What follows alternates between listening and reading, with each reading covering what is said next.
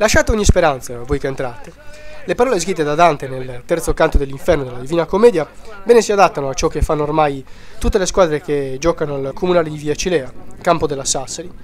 La squadra di Cosimo Salis batte anche la capolista Lauras per 3-2 e si propone come una delle candidate al terzo posto che vale i playoff promozione, distante ormai 3 sole lunghezze.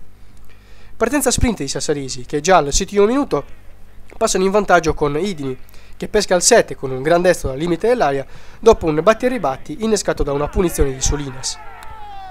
Il numero 9 è molto bravo nel coordinarsi e lasciare andare la gamba destra per un tiro sul quale Scano non può davvero nulla.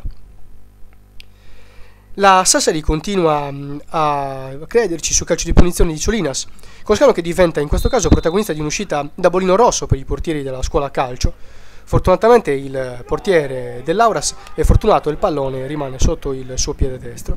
Poi finalmente un po' di Lauras. Sul centro di Desini prima carta, poi Andreoli non trovano lo spiraglio giusto per impegnare il portiere di casa.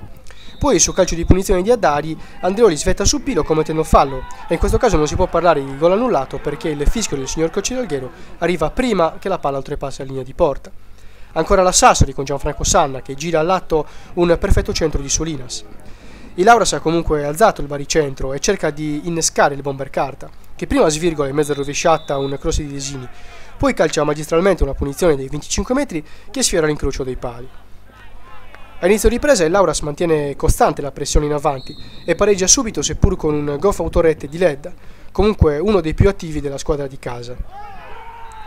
Dal replay è comunque palese come il numero 20 sia stato tratto in inganno da una serie di movimenti in area di rigore.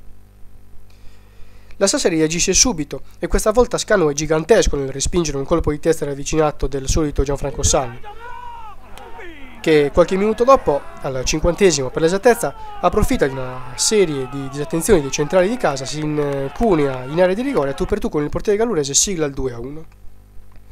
La partita continua a giocarsi su ritmi altissimi, con il Lauras che raggiunge il pareggio al 59° con carta, abile a sfruttare un rimpallo e a piazzare di piatto sinistro da pochi passi alla destra del suo omonimo.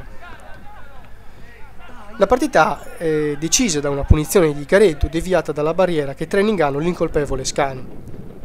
Un bel Lauras sicuramente che a tratti ha dato dimostrazione di giocare un ottimo calcio, ma non è bastato. Vince la Sassari per 3-2.